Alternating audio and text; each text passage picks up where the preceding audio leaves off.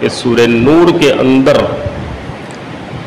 جو ہے اسلام کے آئلی قوانین، اسلامی اخلاقی آداب، جس کا تعلق ایک فیملی سے ہے، جس کا تعلق ایک گھر سے ہے، جس کا تعلق گھر کے افراد سے ہے،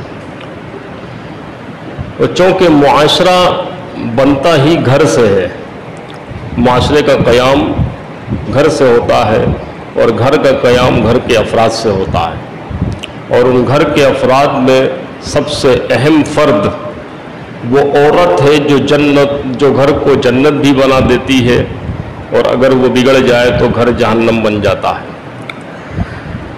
تو یوں سمجھ لیجئے کہ اسلامی نظام معاشرت کے اندر گھر جو ہے ایک خشت اول پہلی اینٹ کی حیثیت رکھتا ہے۔ گھر میں آپ سکون سے رہیں گے تو معاشرے میں سکون ہوگا، گھر میں آپ جب راحت محسوس کریں گے تو آپ کی بقیہ زندگی بھی راحت و سکون کے ساتھ گزر رہی ہوگی۔ اسی لیے جو ہے اس سورت کے اندر اس کا نام سورہ نور رکھا گیا ہے، سورۃ النور، یعنی اس کے اندر وہ اسلامی اخلاق و آداب کے احکامات ہے کہ انسان اس پر عمل کرے تو اس کا گھر اس کی تعلیمات سے روشن و منور ہو جائے گا۔ یہ حقیقت ہے کہ اسلامی تعلیمات عالمگیر حیثیت رکھتی ہیں، لہٰذا جو قوانین اصول اسلام نے بتا دیے ہیں وہ ہر زمانے میں، ہر کلچر میں، ہر ٹائم میں، زمین کے کسی بھی خطے میں من ون اسی طرح لاگو ہوں گے، جس طرح عرب میں لاگو ہوتے تھے، جس طرح عجم میں آج لاگو ہوتے ہیں، جس طرح اسلام اس کا تقاضا کرتا ہے۔ اس میں کہیں بھی اس طرح کے بہانے نہیں تراشے جاتے کہ بھئی وہ تو پچھلا زمانہ تھا، اس وقت کے مطابق جائز تھا، اب جدید دور ہے، اب اس میں امپلیمنٹ اس کا کیسے ہو سکتا ہے، وہ تو عرب کا کلچر تھا، وہاں کے حساب سے وہ احکامات تھے، اور اب جو ہے کلچر چینج ہو رہا ہے لہٰذا اب اس کے احکامات چینج ہوں گے، ایسا نہیں ہے۔ اسلام کی بنیادی احکامات ہر زمانے میں، ہر وقت میں سیم ہی سیم رہیں گے۔ سورت شروع ہوتی ہے سورۃ انزلناها وفرضناها وانزلنا فیہا آیات بینات لعلکم تذکرون۔ اللہ ارشاد فرما رہا ہے کہ یہ ایک عظیم الشان سورہ ہے جو ہم نے نازل کی ہے اور ہم نے فرض کر دیا ہے اس کے احکام کو، اور ہم نے اس میں آیات بینات نازل فرمائی ہے لعلکم تذکرون، تاکہ تم نصیحت کو قبول کرو۔ کتنے واضح الفاظ میں اللہ تبارک و تعالیٰ نے بتا دیا ہے کہ ہم نے اس کے اندر فرض کر دیے بہت سارے احکام، اور وہ احکامات بالکل واضح ہے، اس میں کسی قسم کا کوئی جو بہانہ یا کسی قسم کا کوئی اور عذر قابل قبول نہیں ہوگا، اور یہ احکامات اتنے واضح ہیں کہ جب تم اس کو اپلائی کرو گے تو تم سمجھو گے کہ واقعی اس کے کتنے فائدے ہیں، کتنی برکتیں ہیں اس کے اندر۔ پہلا حکم کیا ہے؟ الزانیۃ والزانی فاجلدوا کل واحد منہما 100 جلدہ۔ زانیہ اور زانی ان کو 100 کوڑے لگائے جائیں، ہر ایک کو 100 کوڑے۔ فاجلدوا کل واحد 100 جلدہ، یہ اسلام کا پہلا حکم اس صورت کے اندر جو ہے کنوارے کے لیے، کنوارا اور کنواری اگر وہ زنا کرتے ہوئے زنا کر بیٹھے تو جو ہے ان کے لیے حکم ہے کہ 100 کوڑے ان کو مارے جائیں۔ شادی شدہ کے لیے حکم جو ہمیں احادیث سے متواترہ کے ذریعے سے پتہ چلتا ہے، کوئی یہ نہ کہے کہ قرآن میں اس کا حکم نہیں، احادیث متواترہ ایک حیثیت رکھتی ہیں۔ شادی شدہ مرد کے لیے احکام اس میں اجمالی طور پہ اس کی تفصیل ہمیں بے شمار احادیث پاک سے جو رسول اللہ صلی اللہ علیہ وسلم نے جن پر اپنی زندگی میں جن کو نافذ کیا، صحابہ کرام کی زندگی میں سے کیسے سامنے آئے کہ شادی شدہ جو زنا میں جنہوں نے یا تو خود اقرار کیا یا پھر گواہ پیش ہوئے تو ان کو باقاعدہ طور پہ رجم کیا گیا ہے۔ لہٰذا کوئی یہ جو ہے اس کو کہہ کر انکار نہیں کر سکتا کہ یہ حکم قرآن میں موجود نہیں ہے۔ حدیث متواترہ کا حکم جو ہے اور احادیث کے مقابلے میں بالکل من تسلیم کیا جاتا ہے۔ یہ حکم بظاہر تو دیگر حدود اور دیگر اسلامی سزاؤں کی طرح جس طرح میں نے ذکر کیا تھا بڑا سخت معلوم دیتا ہے، اور ہے بھی سخت، اس میں کوئی شک نہیں ہے، لیکن اس کی سختی کو دیکھ کر کوئی یہ کہہ دے کہ یہ ظالمانہ جو ہے سزائیں ہیں، جیسا کہ ہوتا رہا ہے، لوگ کہتے رہے، الزام تراشیاں ہوتی رہی ہیں، قصاص کے معاملے میں بھی میں نے بتایا تھا آپ کو، اور دیگر احکامات آئے تھے، اس میں بھی بتایا جا رہا ہے۔ اعتراض اس حوالے سے اسلام پر بہت ہوتے رہے ہیں، لیکن مجھے بتائیے اسلام کا یہ حکم، اس کی سختی، اس سزا کی سختی بتا رہی ہے کہ یہ کوئی معمولی جرم نہیں ہے،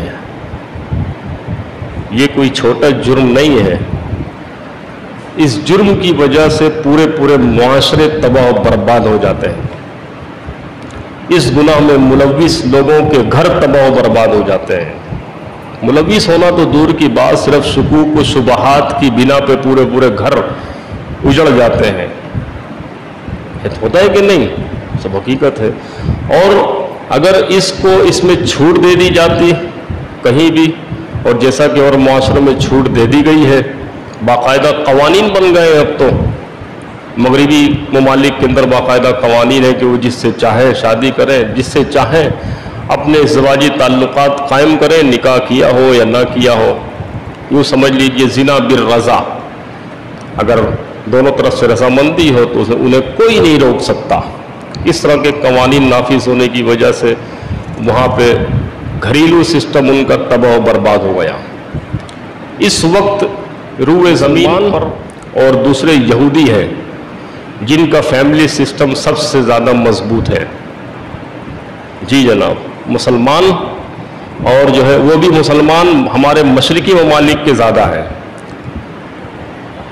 اور دوسرے یہودی جیوس جن کا فیملی سسٹم سب سے زیادہ مضبوط ہے، ورنہ باقی دنیا میں فیملی سسٹم بالکل ختم ہو کر رہ گیا ہے۔ وہاں پر اس چھوٹ کی وجہ سے خواتین سن رہی ہیں اگر میری، وہ اپنی اہمیت کو سمجھے کہ اسلام نے ان کو کتنا زبردست قسم کا تحفظ فراہم کیا ہے۔ اس چھوٹ کی وجہ سے ان کے ہاں خونی رشتوں کا فرق تک ختم ہو چکا ہے، ماں بیٹے کا فرق ختم ہو گیا، بہن بھائی کا فرق ختم ہو گیا، خونی رشتوں کا فرق وہاں دکھائی نہیں دیتا ہے۔ اس معاملے میں وہ اتنا آزادی کی طرف لے کر چلے گئے ان کو۔ اب بھی طریقے چلتی ہیں فیمیننس کے نام سے، وہ تو ابھی مزید اور زیادہ آزادی مانگ رہے ہیں۔ وہ کس طرح کی آزادی؟ بالکل اس طرح وہ کہتے ہیں کہ انسان برہنہ اس دنیا میں آیا ہے، لہٰذا وہ اپنی زندگی اسی بالکل برہنہ رہ کر جس طرح چاہے گزارے، جیسے چاہے جس کے ساتھ وقت گزارے، جس کے ساتھ بھی گھر میں رہے، جس کے ساتھ باہر رہے، کوئی اس کو روکنے ٹوکنے والا نہ ہو۔ ایسی تحریک فیمیننس کی ہمارے یہاں تو یہ فیمیننس کے نام سے تحریکیں چل رہی ہیں، ان کو جب پوچھا جاتا ہے تو پھر بہانے تراشتے، نہیں ہمارا مطلب تو یہ ہے، ہم تو یہ چاہ رہے ہیں، ہم تو یہ حقوق چاہ رہے ہیں۔ وہاں تو جب دیے گئے ان کو حقوق تو وہ اس سے زیادہ آگے نکل گئے۔ آج یورپ کی بہت ساری کنٹریز میں آپ کو عورت کی شادی قانونی طور پہ جائز قرار دے دی گئی ہے۔ لیزبین کا کانسیپٹ ان کے یہاں بڑی تیزی کے ساتھ پھیل رہا ہے۔ اسی طرح مرد کے ساتھ مرد کی شادی، ایسا غیر فطری عمل جس کا انسان اس سے پہلے سوچ بھی نہیں سکتا تھا، ان کے یہاں باقاعدہ قوانین بنا دیے گئے ہیں کہ یہ جائز ہے، وہ کر سکتے ہیں، گائز کے نام سے، لیزبین کے نام سے، اور وہ باقاعدہ تحریکوں میں حصہ لے رہے ہوتے ہیں۔ اسلام نے فرمایا نہیں، اسلام تمہیں ایک رشتہ ازدواج میں باندھ کے رکھتا ہے، اسلام ایک پاکیزہ مذہب ہے، لہٰذا اسلام چاہتا ہے کہ پاکیزہ معاشرہ قائم ہو، لہٰذا اگر جو اس رشتے میں بندنا ہے تو تمہارے لیے نکاح کے احکامات ہیں۔ فَانكِحُوا مَا طَابَ لَكُم مِّنَ النِّسَاءِ مَثْنَىٰ وَثُلَاثَ وَرُبَاعَ، تمہیں اللہ تبارک و تعالیٰ کے احکامات کے مطابق گزارنا ہے، لہٰذا وہ بیوی جس کے بارے میں آقا تو جہاں صلی اللہ علیہ وسلم نے ارشاد فرمایا کہ جنت میں جائے گی وہ عورت جو اپنے شوہر کی غیر موجودگی میں اس کے مال کی، اس کی عزت کی حفاظت کرتی ہے، اور جب وہ واپس آتا ہے، جب وہ اسے دیکھتا ہے تو وہ اسے خوش کر دیتی ہے، وہ اسے خوش، یہاں تک کہ ان چیزوں کی طرف لے جانے والی چیزوں کی طرف بھی اسلام نے احکامات نازل کیے ہیں کہ تم اپنی نظروں کی حفاظت کرو، آگے آ رہا ہے، تم اپنی نظروں کی حفاظت کرو۔ مرد کے بارے میں فرمایا مرد کے بارے میں بھی فرمایا ہے کہ تم جو ہے اپنی نظروں کو جھکا کے رکھا کرو. جب گھروں میں جاؤ تو گھر میں داخل ہونے کے احکامات بتا دیے. گھر میں جاؤ تو پہلے سلام کر لیا کرو, پہلے سلام کرو, اجازت طلب کرو. سلام کر کے اجازت طلب کرو یا پھر اجازت طلب کریں جب صاحب خانہ داخل ہونے کی اجازت دیتے پھر تم جو ہے سلام کرو. اگر وہ منع کر دیتے ہیں 3 دفعہ اجازت طلب کی جائے. اگر وہ منع کر دیتے تو پھر اپنا جو ہے منہ ٹیڑھا نہ کرو, بلکہ کوئی نہ کوئی وجہ ضرور ہوگی کہ وہ جو ہے تمہارے بلانے پر گھر سے باہر نہیں آئے. فرجعوا, لہذا وہاں سے واپس لوٹ جاؤ. اور جو ہے اپنی نظروں کی حفاظت کرو. مرد کے لیے خاص طور پہ دیکھیے, قل للمؤمنین یغضوا من ابصارہم, مومنین سے ارشاد فرمایا جا رہا ہے اے حبیب آپ کہہ دیجئے ان مومنین سے کہ وہ اپنی نظروں کو جھکا کے رکھا کریں, اپنی نظروں کی حفاظت کیا کریں. وَيَحْفَظُوا فُرُوجَهُمْ, اور اپنی شرم گاہوں کی حفاظت کیا کریں. عام طور پہ ہم زیادہ سختی کی طرف چلے جاتے ہیں کہ عورت ہی نظر جھکا کے رکھے, عورت ہی پردہ کرے. سب سے پہلا پردہ تو ان آنکھوں کا ہے, اور یہ مرد کے لیے بھی حکم ہے. مرد کے لیے بھی حکم ہے کہ وہ اپنی نظروں کی حفاظت کرے. جو لوگ چاہتے ہیں کہ ان کی عبادت میں ان کو اللہ کا قرب حاصل ہو, خشوع اور خضوع پیدا ہو, ان کو چاہیے کہ وہ اپنی نظروں کی حفاظت کیا کریں. اور فرمایا ذالک ازکی لہم, یہی تمہارے لیے بہتر ہے. فرج کی حفاظت, نظروں کی حفاظت. آقا دو جہاں صلی اللہ علیہ وسلم نے دوسرا حکم ارشاد فرمایا کہ تم میں سے جو کوئی بھی مجھے 2 چیزوں کی ضمانت دے دے, جو تمہارے جو 2 دانتوں کے درمیان ہے زبان, اور جو تمہاری 2 رانوں کے درمیان ہے شرمگاہ, ان دونوں کی حفاظت کی ضمانت دے دے, میں اسے جنت کی ضمانت دیتا ہوں. ایک زبان کی اور دوسری شرمگاہ کی, میں اسے جنت کی ضمانت دیتا ہوں. کہنا تو آسان ہے, لیکن اگر ذرا غور کریں اس چیز پہ, یہ دونوں چیزیں ہیں جو انسان کو جو ہے انسان کی خواہش کو بڑھاتی ہیں اور جو ہے اس کو گناہوں میں مبتلا کرنے کی کوشش کرتی ہیں. لیکن انسان جب اللہ تبارک و تعالیٰ کی رضا کے مطابق چلتا ہے تو یہ دونوں چیزیں بھی اس کے کنٹرول میں آ جاتی ہیں, پھر اس کے مطابق چلتی ہیں. ان اللہ خبیر بما یصنعون, اللہ تبارک و تعالیٰ فرما رہا ہے کہ بے شک ہم جانتے ہیں ہر اس چیز کو جو وہ کر رہے ہیں, خواہ وہ پوشیدہ حالت میں ہو خواہ وہ ظاہری ہو. وَقُلْ لِلْمُؤْمِنِينَ يَغْضُضْنَ مِنْ أَبْصَارِهِنَّ, اور عورتوں کو بھی حکم دیا کہ وہ بھی اپنی نظروں کو جھکا کے رکھا کریں. وَيَحْفَظْنَ فُرُوجَهُنَّ, اور اپنی شرمگاہوں کی حفاظت کریں. وَلَا يُبْدِينَ زِينَتَهُنَّ, اور اپنی زینت زیب و زینت کو ظاہر نہ کیا کریں. إِلَّا مَا ظَهَرَ مِنْهَا, ہاں وہ جو خود بخود نمایاں ہو یا جس کو نمایاں کرنا ضروری ہو جائے, جیسے چہرہ اور ہاتھ. وَلْيَضْرِبْنَ بِخُمُرِهِنَّ, اور اپنے سینوں کو بھی وہ ڈھانپ لیا کریں چادر سے. عَلَى جُيُوبِهِنَّ, اوڑھنیاں جو ہے اپنے گریبانوں پہ ڈال کے اپنے سینوں پہ ڈال لیا کریں. وَلَا يُبْدِينَ زِينَتَهُنَّ إِلَّا لِبُعُولَتِهِنَّ, اب آگے ان لوگوں کا ذکر ہے جن کے سامنے جو ہے پردہ ضروری نہیں ہے. یہاں سے عورت کے لیے پردے کے احکامات آئے. اسلام نے اس کو بہت زیادہ اہمیت دی ہے. کوئی یہ نہ کہے کہ نہیں جو ہے وہ اس کلچر کا حکم تھا کہ یہاں پہ ممکن نہیں ہے, ہم دقیانوسی ماحول میں نہیں جانا چاہتے. نہیں, عورت کی حفاظت اسی میں ہے. یقین جانیے خواتین میری بات سن رہی ہیں, جملہ میں کہنے جا رہا ہوں, توجہ سے سنیے گا. اور مرد بھی اس چیز کو بڑی اچھی طرح جانتا ہے کہ مرد کبھی بھی کوئی مرد یہ نہیں چاہے گا کہ میری بیوی جو ہے بے پردہ لوگوں کے سامنے آئے جائے, ہر ایک سے ملے گھلے, ہر ایک سے بات چیت کرے, اور وہ جو ہے نیم لباس میں بازاروں میں گھوم رہی ہو. کوئی مرد یہ نہیں چاہتا کہ وہ اب ایسی عورت کو اپنی بیوی بنائے. ہاں دوستی یاری میں تو وہ کہے گا کلچر تو یہی ہے کہ بھائی بہت خوبصورت ہے, اور جو اس کے پاس ٹائم گزارا جائے, ڈیٹ پہ چلے جائیں, اور جو ہے ماحول اس طرح کا بن رہا ہے. وہ اس معاملے میں اس حد تک تو وہ جس حد تک لے جانا چاہے گا لے جائے گا, لیکن وہ چاہے گا کہ ایسی عورت میری بیوی بن جائے, میرے نکاح میں آ جائے, تو یہ کسی بھی چاہے وہ کتنا ہی بگڑا ہوا مرد کیوں نہ ہو اس کی یہ خواہش نہیں ہوتی ہے. وہ یہی چاہتا ہے کہ میری بیوی پاک دامن ہو، میری بیوی باپردہ ہو، میری بیوی جو ہے زیب و زینت کی نمائش کرنے والی نہ ہو، میرے نکاح میں ایسی عورت ہو۔ لہٰذا وہ عورتیں جو سمجھتی ہیں کہ ہم بہت زیادہ ماڈرن بن کر جو ہے اچھا مستقبل اپنا سنوار لیں گے، تو یہ ان کی بھول ہے۔ بلکہ اب تو بہت زیادہ معاملات سوشل میڈیا کے آ جانے کے بعد بہت زیادہ آگے نکل رہے ہیں۔ نہ جانے کون کون سی ایپس آ گئی ہیں، ٹک ٹاک اور جو ہے اور نہ جانے کون کون سی لائف چل رہی ہوتی ہیں، اس میں جو ہے خرافات اور نہ جانے کیا کچھ ہو رہا ہے۔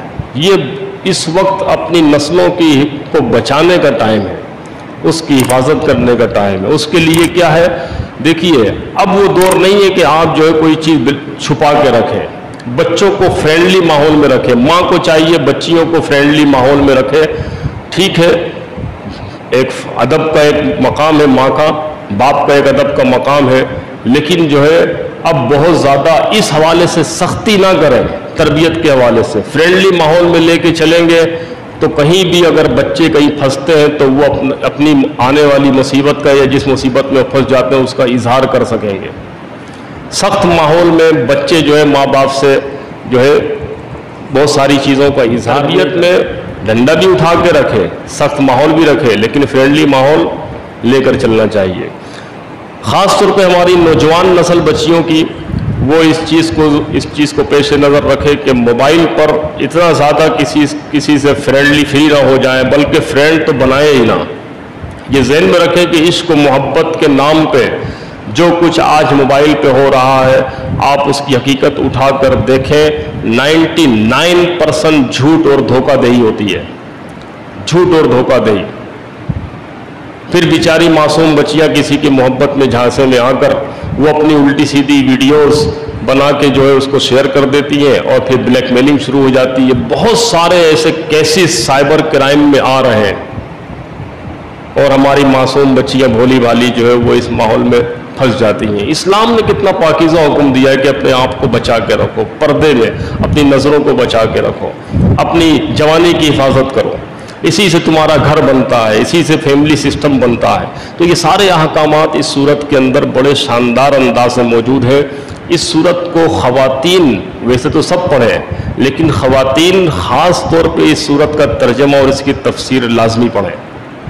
میں نے دیا تھا 18ویں پارے کا، میں تھوڑا سا پوچھنا چاہوں گا، کوئی پڑھ کے آیا آپ میں سے 18ویں پارے کا پہلا رکوع ترجمہ تشریح پڑھی آپ نے؟ صحیح ہے۔